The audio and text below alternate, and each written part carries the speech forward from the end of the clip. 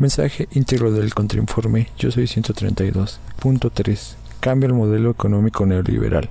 La crisis es la deuda externa presente en México y en América Latina. A inicios de la década de los años 80 dio pauta a que la banca acreedora internacional, conjuntamente con los organismos financieros multilaterales, Fondo Monetario Internacional y Banco Mundial, impulsaran un plan encaminado a continuar con el pago del servicio de la deuda externa, para lo cual se redujo el consumo de la inversión, el gasto gubernamental. Junto a las políticas de ajuste restrictivas, se procedió al cambio y ajuste estructural, que consistió en la apertura de la economía mexicana a los flujos financieros y mercantiles internacionales, y en su inserción forzada a la globalización capitaneada por los Estados Unidos. La agenda de reestructuración neoliberal de la economía ha avanzado sin interrupciones desde entonces.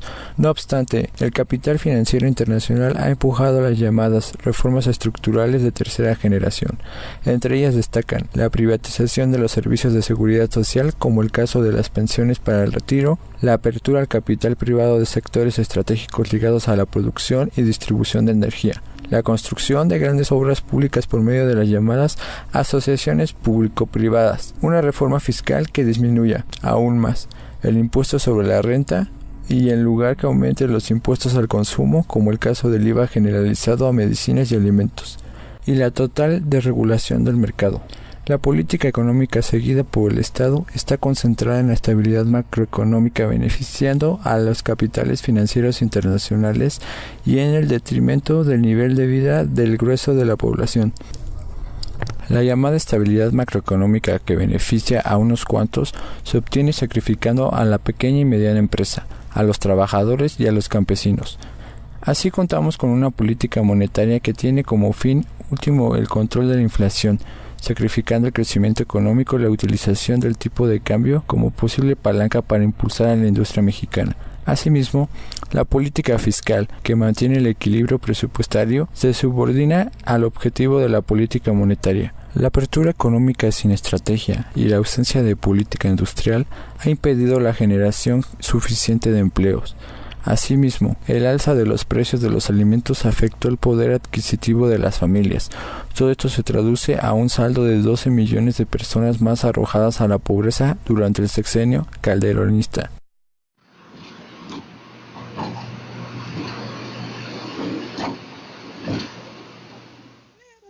Ernesto Zedillo agobió a los mexicanos con malos chistes y con malos deseos.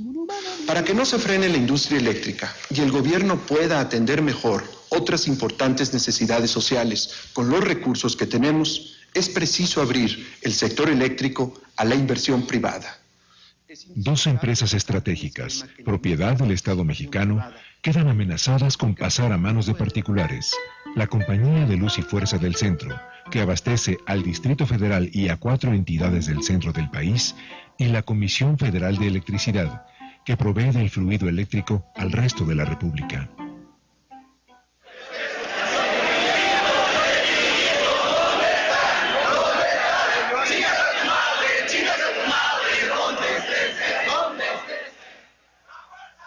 El propósito gubernamental de privatizar el sector eléctrico provocó inmediatas expresiones de rechazo.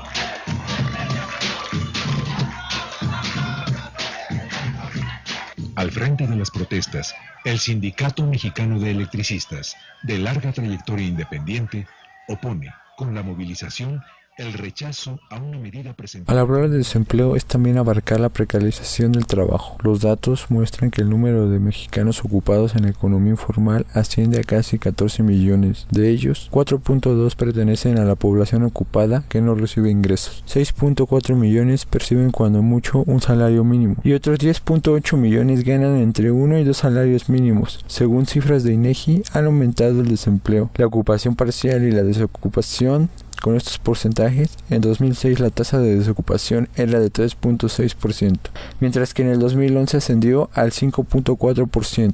En 2006 la ocupación era del 6.9%, mientras que en el 2011 ya ascendía al 8.2%. Tal como lo muestran estos datos, entre las circunstancias que privan en el mercado de trabajo, como son el desempleo, trabajos en condiciones laborales precarias, sin ingresos o con muy bajos ingresos, la inconformidad y la subocupación, da como resultado que más de 12 millones de jóvenes enfrentemos dificultades de inclusión en una trayectoria de trabajo decente. En este modelo económico necesita el despojo de las garantías de los trabajadores. Para ello se implementan diversas medidas que evitan que estos se organicen y defiendan sus derechos. Durante el sexenio de Felipe Calderón se han dado problemáticas como la separación de luz y fuerza, algunos charrazos en el magisterio, como en Chiapas, Baja California y sección 9 del Distrito Federal. No se ha dado solución a la situación con el Bester Gordillo y el Sindicato Nacional de Trabajadores de la Educación, símbolo de charrismo sindical, el conflicto con la CNTE, la situación con los mineros desde 2006 en Cananea, Sicarza, Tasco y Sombrerete, los trabajadores de tierra en aviación, los de la vidriería en San Luis Potosí y los de petróleos independientes, entre otros. Este modelo económico no solo reduce las condiciones de vida de la mayoría de la población en beneficio de unos cuantos, sino que también se basa en la sobreexplotación de los recursos naturales del país. El modelo económico depredador, tanto en su ámbito productivista, en el sector rural, en el desarrollo de infraestructura turística por y para extranjeros, así como en su dimensión extractivista, implica un fuerte deterioro ambiental, caracterizado por la pérdida de hábitats y biodiversidad, aceleración de los procesos de desertificación, pérdida y degradación de los suelos, incapacidad de captación de agua, menoscabo de reservas de agua fósil,